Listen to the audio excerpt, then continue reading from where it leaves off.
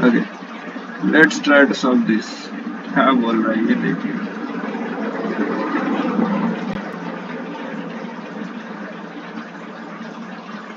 क्या ये बोल रहा है? देखिए भाई साहब बोल रहे हैं, एक सेकंड थोड़ा ये भाई साहब क्या बोल रहे हैं ये देखिए। ये बोल रहे हैं कि भाई price of 10 chair equal to 4 tables. मतलब ये मैं बोल सकता हूँ कि भाई 10 चेयर के प्राइस में 4 टेबल्स में ला सकता हूँ। इसका मतलब सी बाई टी क्या आ जाता है, 4/10। और थोड़ा इसको काट देने से, 2 से काटने से 2, 2 से काटने से 5।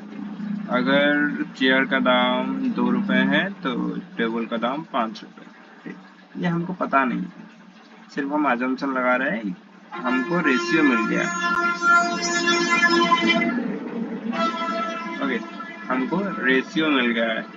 अगर हमको रेशियो मिल गया है तो हम अब निकाल सकते हैं कि आगे क्या चल रहा है।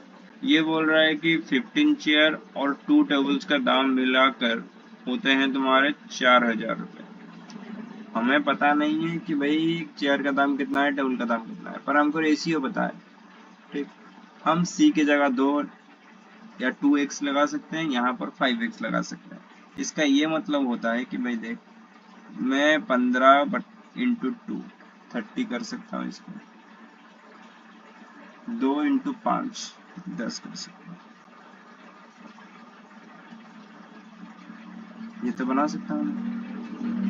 अगर ये भी नहीं बना सकते तो कोई ऐसी बड़ी बात नहीं है, आफत नहीं आने वाली। ओके सर, इसको पहले कर लेते हैं, उसके बाद आगे बढ़ते हैं। तो यहाँ पर x 30x और 10x ये 4000 के साथ इक्वल है, तो 40x आ जाएगा हमारा कितना, 4000। 2 जीरो से 1 जीरो से 1 जीरो खत्म, 4 से जाने से ये आ जाएगा 100। इसका मतलब चेयर का प्राइस होता है 200 रुपया, टेबल का प्राइस होता है कितना, 500 रुपया। खत्म बात। उसके बाद क्या पूछा है? उसके बाद पूछा है 12 चेयर 3 टेबल। ठीक, 12 चेयर इसका मतलब 12 दूनी 24, 2400 रुपये। 3 टेबल मतलब 1500 रुपये। ऐड कर लो, ये आ जाएगा 900। 2 1 3, 3900। ऑप्शन नंबर सी, ये वाला आंसर ठीक रहेगा।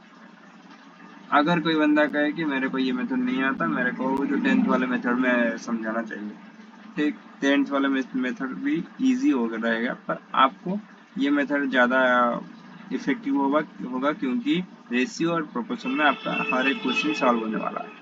ठीक, तो रेशियो प्रोपोर्शन में इसमें क्या करने वाला है सेकंड मेथड में, ये देख लीजिए कि ये वैल्यू पुटिंग मेथड है। मतलब मेरे को सी पता है, मैं वहां पर टी ले सकता हूँ।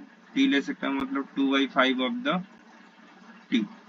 2/5 ऑफ द टी का ये मतलब होता है, यहाँ तक प्रोसेस सेम ही रहेगा कि 10c इज इक्वल्स टू 40, पर यहाँ पर मैं एक वैल्यू रखूंगा, c is equals to 40 divided by 10। ये वैल्यू लेकर, ये जो इक्वेशन का वैल्यू है ना, ये लेकर मैं इस इक्वेशन में डाल दूंगा। कहाँ पर? 15c प्लस 2t में। यहाँ पर डालने के बाद क्या होगा, हमारा टोटल एक्सप्रेशन टी में ही चला जाएगा। कैसे, देख लीजिए। थोड़ा यहाँ से इरेज कर देता हूँ। ये मेथड आपको याद रखना है, इसको छोड़ के और एक सेकंड मेथड यहीं पर लगा देते हैं।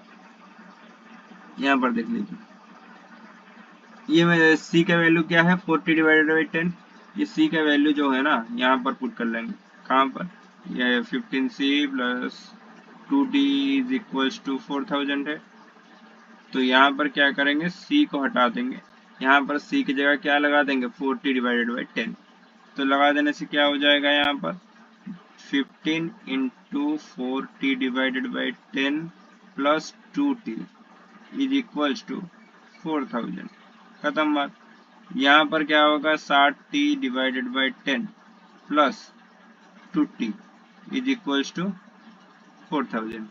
इसके बाद इसके बाद ये होगा कि भाई 10 यहाँ पर 20 हो जाएगा, 60 20 80, ये 10 क्या हो जाएगा ना, उस तरफ जाके मल्टीप्लाई हो जाएगा, ये हो जाएगा 4000 से एक जीरो ज्यादा, यहाँ पर एक एक जीरो खत्म, 8 से काटने से ये आ जाएगा 500।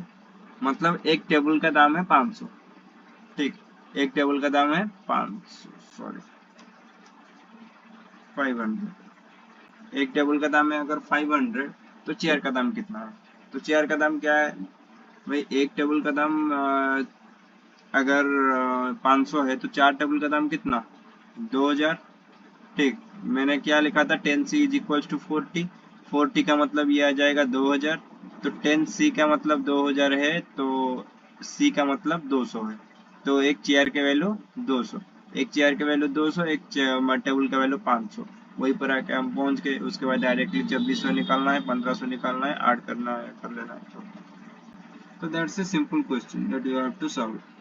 ठीक, ज्यादा से ज्यादा 30 to 40 सेकंड यहाँ पर लगेगा आई थिंक। मेरे को लगा था इसमें 22 सेकंड। ठीक, 22 सेकंड लगा था, इसका मतलब ये 30 से 40 सेकंड वाला सवाल था।